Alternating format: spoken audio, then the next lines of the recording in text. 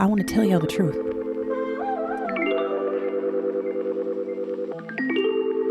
Hey girl, hey, welcome to the Out Here Trying to Survive podcast, episode 41. I am Grace Sandra, your host. Happy February 1st, y'all. It's Black History Month. Happy Black History Month. Black history should be all the time, but let's take the month they give us. What a January we had. Is anyone else exhausted?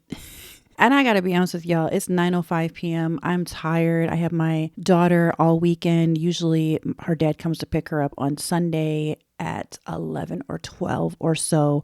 So I get a little bit of a break on Sunday. And I realize when I don't have that break, how much I really value that alone time. It's really the only time throughout the week where I have like an 8, 9, 10-hour stretch where I'm just by myself.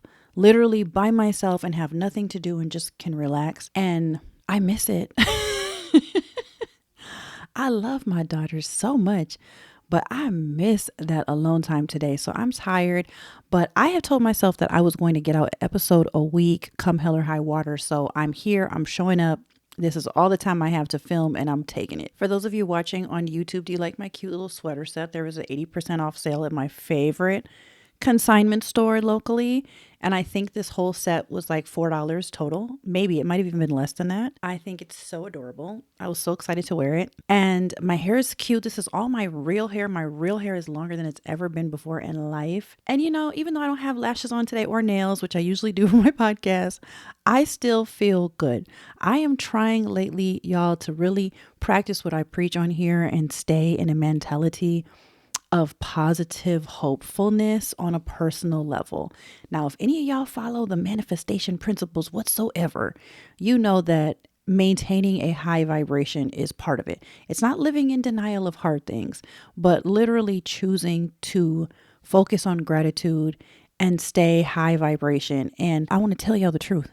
I feel better today, and I felt a little better yesterday, but the previous days your girl was spiraling, and a lot of it was hormonal because I'm about to start my period and I have an affliction called PMDD, premenstrual dysphoric disorder. If you never heard of it, it's trash. It's literally trash. It's like PMS on crack. And for those of us who have depressive symptoms right before you start your period, it's like depressive symptoms on crack.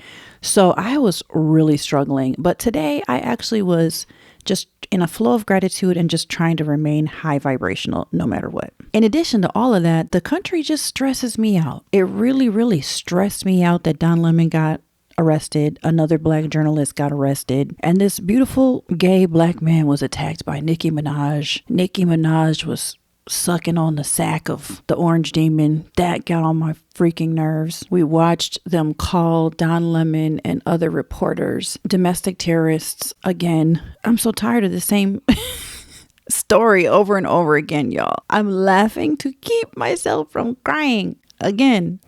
I do think we're at a point where what is rotten in America and about America cannot stay hidden any longer. Power is being tested and exposed in ways that, man, it's a time of reckoning. That's for sure. So let's talk about Don Lemon, Nicki Minaj, and all of that jazz. But before we do, let me introduce myself. I'm your host, Grace Sandra. I'm a writer, author, advocate, storyteller, podcaster, and mom. And you are watching Out Here Trying to Survive, a hope-oriented storytelling space, a warm hug of solidarity from me to you, a safe place of community where we can hopefully not just survive, but thrive. Welcome to episode 41.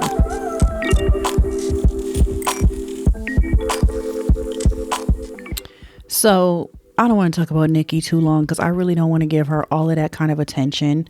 I feel like as someone with probably high narcissistic and or just evil traits or whatever the hell is wrong with her. Maybe she's just a sellout. It could just be that. But as y'all know, she attacked Don Lemon with some homophobic slurs. It was ugly and it was just shameful. And I was never a huge Nicki fan, but I know a lot of Barbs, and I know that the Barbs, a lot of the gay community built her platform. A lot of LGBTQIA plus people loved her. And for her to come out as now anti-LGBTQIA plus is really, I don't even know the word for it. It's just kind of disgusting watching what she's been doing. And I can't even believe that anyone is still on board. I had a friend recently who put up on his Facebook page So are y'all still buying Nicki's music or something like that? Might have said, are y'all still following Nicki or something? And I did a couple of gifs, like the one of the guy being like, nope, nope, nope.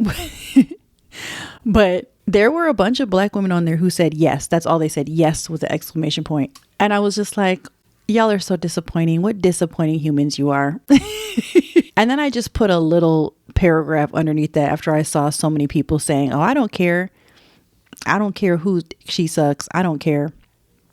And I just put something up like, you really should care, because anyone who is on the side of fascism is basically taking some sort of responsibility and will be called for accountability for not standing up for all of the people who were harmed under this fascist regime or something like that. I did not mince words. Like, if you're still okay with Nicki after everything she just said about the Orange Demon, child, you're an ugly soul. And I hope you're misinformed. I really just hope you're misinformed, because I would rather someone be misinformed than just willingly evil. So according to an article on OK Player, I guess later on, Nicki Minaj said that she's really not homophobic and that she only did that to force attention to the issue. Girl, shut up. Shut up, please. Shut the up. And it's interesting because she gave so much hatred towards someone who is not only Black, someone who is not only a openly gay, proud Black man who often champions the cause of Black people. He's a journalist, and he's doing something that this country hates and rebels against, that I would hope someone like Nicki would actually champion, right? Because what this country hates about him is, one, that he refuses to be silent. Two, that he's an educated gay Black man who's unafraid to share what he's learned and to lead people to a different way of thinking and living. And she straight up bullied him. And we know that when people are bullies, they don't care about the facts. They don't care about that. Usually the people they're bullying are smarter than them, which is true in this instance. And what she did is something that America loves to do. And I hate that she did this, but she made the audience the jury. She put this on Twitter, which as we all know has become a hellscape of hate and rage. And the worst humans on the planet, most of them are still operating on X. Anyone I know with a conscience left X right when Musk took it over and just let hate speech run free, including letting the Orange Demon back onto it after, when it was Twitter, he got banned for all of his hateful rhetoric. And what she did was she gave a platform for people to laugh at him, to dismiss him, to talk poorly of someone who is actually trying to do good in the world. That's some evil shit. And like I said, she's betraying her fan base too, which is not good business. It's not even smart business as a businesswoman. Can y'all hear that scratching? Literally, my cat is scratching at the door trying to get in. I don't want to leave the door open because my daughter's in the living room watching TV and the sound is traveling back here. Just today has tested me. Today is testing me. I feel like that gif of whoever it was. I'm not even sure. I think it's from my housewives. And she's like, today drained me. That's how I feel right now. So should I let my cat in and let her roam back and forth, but y'all will hear the feedback from the TV? Or should I just let her scratch at the door? You choose, A or B. Or maybe C, she could just leave me the F alone for this episode. How about that?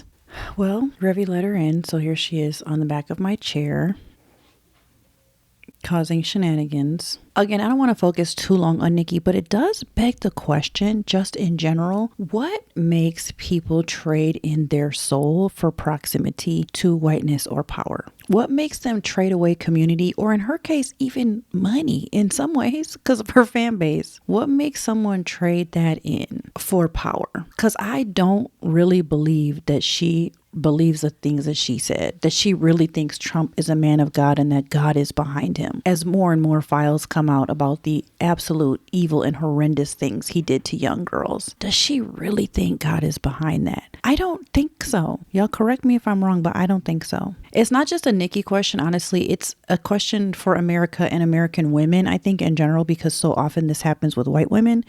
And I'm kind of used to it in that way, but it also does kind of a little bit, it feels jarring when Black women do it. Like when Candace Owen did it, it kind of made a little bit more sense when Candace Owen did it because she was kind of, for lack of a better term, she was a nobody. She was not a celebrity. She kind of built herself up through aligning with and being controversial.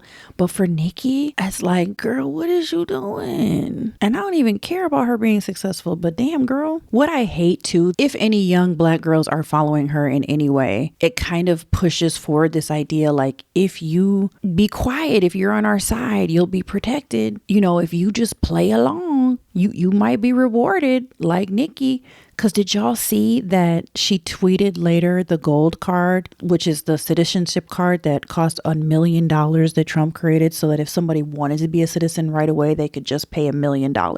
Get the gold citizenship card and be good. And she tweeted that with it just said, "Welp."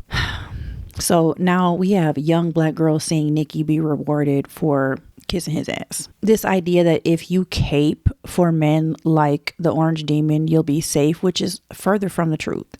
That's why Francesca's song, "I Never Thought the Leopards Would Eat My Face," is such a big hit, because she has endless amounts of material from all the people who thought that the leopard would not eat their face, and the leopard did indeed eat it. And it's just really sad to see like someone self-abandon like that. She has self-abandoned herself. And I know, by the way, the arguments people have said, you know, her brother was a convicted pedophile, her husband as well. And some people were saying, you know, in order to stay here, she was just doing whatever she had to do to be sure that she could stay here, and that maybe she's just pretending. The incentive structure that America has set up is really a cruel and losing game. I saw an article on People where she said that the gold citizenship card was free of charge. And some people are reporting and suggesting that maybe what she posted isn't an actual legal document. Some even going as far as like, is there even legality to what he's doing? Just because he's always doing something and nobody ever knows, is this legal or not?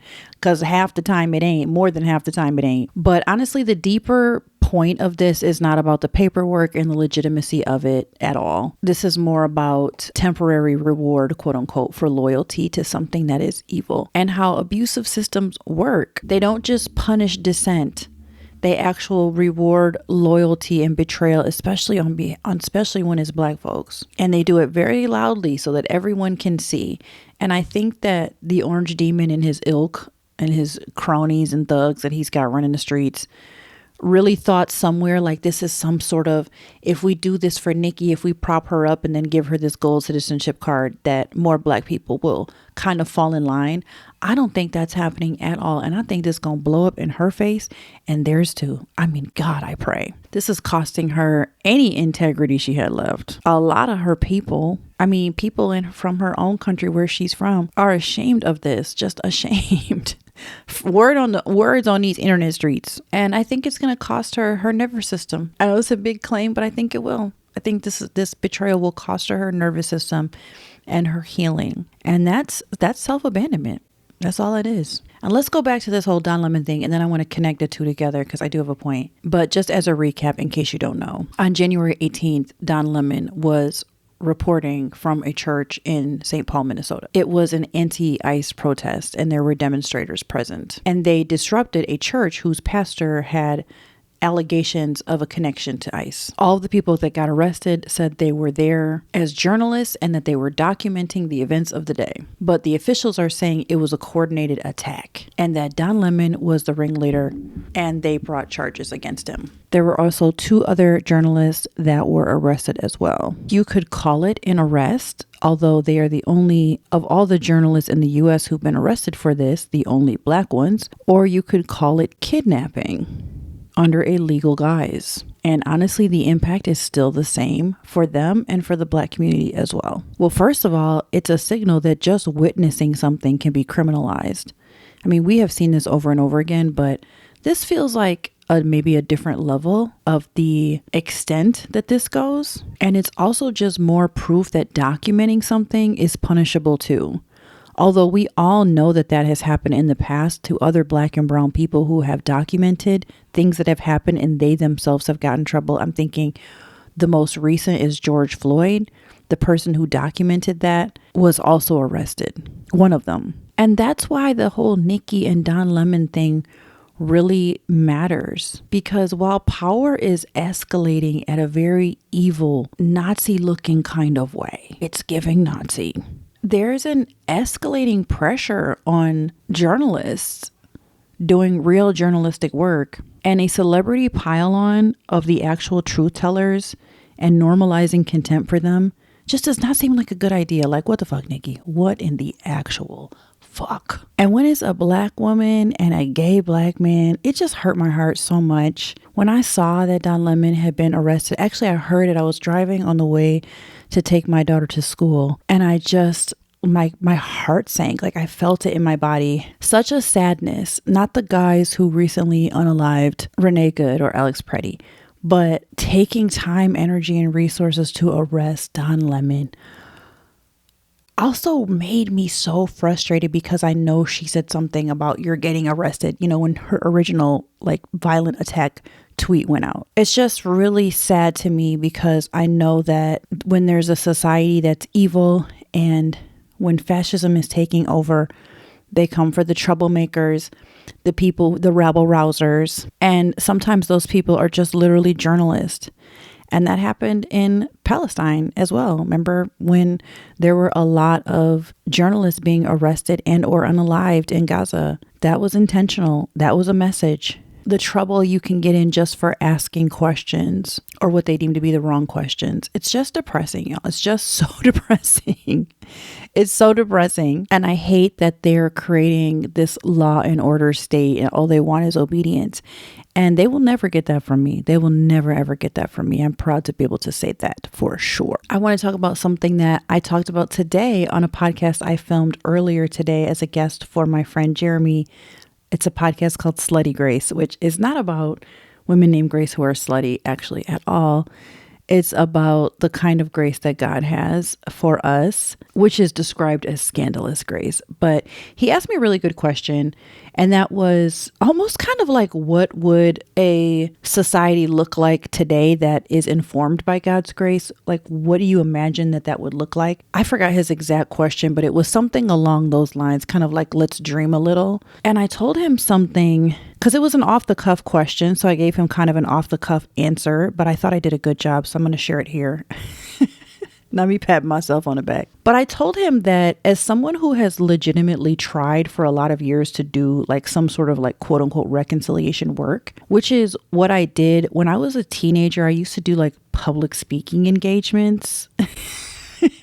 It's funny to me now. I think it's cool that I did that, but it's funny to me now because I would go around talking about God's grace and being a little junior evangelical. But after I graduated college, I went directly into campus ministry. And one of the things I did was teach anti-racism in the name of Christianity and my faith at the time. I have since decolonized my faith and divested from evangelical Christianity, and I do not consider myself to be a part of that world at all. Although I still do believe in God and I still have a strong spirituality, I still pray, and I believe that we as humans are holy, soulful creatures, but I don't believe in the same way at all. And so now if I were to teach any sort of like anti-racism training or something like that, it would come from what I have learned from non-religious communities about anti-racism, which is the premise is that white people in America, at least, take accountability for and make amends, not just with reparations, although that's one way, but even some sort of apology. But I'm not even asking for that. So what I told him today is that I can't even imagine, as someone who has been actively a part of doing anti-racism work, both in a religious and non-religious setting for multiple years, probably more than 10 years altogether of all the stuff I've did. And nothing has ever worked. And to get to this point where it feels like it's worse than it was, at least in my generation when I started. Maybe it's not worse than where we were when King was alive. Maybe arguably it is, but because I wasn't there, I'll just speak to when I first got started. Maybe it's not worse, but it feels like it is to me. I can't even imagine what an anti-racist society would look like in America. Is it even possible? I don't know. But I will say this, what I told him was that I do believe it's the work of white people to do the work with other white people. I do not believe that the onus is on black people to lead the charge or to try to convince the white people to do the right thing. And I think the job of Black people is to figure out how to survive these systems and thrive in these systems so that we can care for one another. That community is the biggest part of what we have right now. And I think community is the biggest reason why Black women have survived what we've survived and still become the good, loving, kind, compassionate, empathetic, sympathetic leaders that we are today, is because we have typically relied on one another. And that's what we have. And I told him, that's what I do well. If there's anything I do really well, I really, really, really lean on my girlfriends, and I really allow them to lean on me. And I really take care that I am pouring into my girlfriends and other women that I know and love on an individual relational level. Now, I ain't perfect. I mean, I struggle too, y'all. And I have a hard time keeping up with everything. And I have ADHD brain and all of that. And I'm a mom of 3, etc., etc., etc. But community is also what keeps me in check. And I just wonder if Nicki had a group of 3 or 4 good, close Black girlfriends. Maybe one of them was an American, 1 or 2. If they'd be like, girl, what is you doing? What the fuck is you doing, girl? Maybe a community would be able to call her out and ask her why she is abandoning herself, why she's willing to abandon herself and her people. So, I just throw that out there as a way for us to do a little self-check. It's never a bad thing to ask, what are ways that you are abandoning yourself for a paycheck, a connection, a sense of safety? It's just something I've had to think through myself lately, because I do think there's a couple of ways that I am doing that. And it's a hard thing to do. When you're literally out here trying to survive, it's a hard thing to ask those hard questions and do the hard thing. It really is. I won't go into more details right now, but I will tell you that there is something that I feel like, yeah, I know what I need to do. And if there is anything that you feel like you're settling in, what boundaries are you going to set to come back home to yourself and to be sure that you can keep your soul, your body, your mind, your nervous system in equilibrium? Because I doubt that's something Nicki's going to experience for a long time. I know she's happy she got her little gold card citizenship free of charge. That joy will not last long. That is the episode for today. Short, quick, and sweet. Let me just remind you, if you are listening on Apple, could you please leave me a quick review? Give me some 5 stars. If you're listening on Spotify, it only takes 5 seconds to hit those 5 stars. And if you're watching on YouTube, please make sure that you're subscribed. Give me a like and leave me a comment and let me know how this episode hit you and what you're thinking about as a result. I know that you could be anywhere on these internet streets, so if you're here with me, I'm truly grateful. And I will see y'all in the next episode. Bye.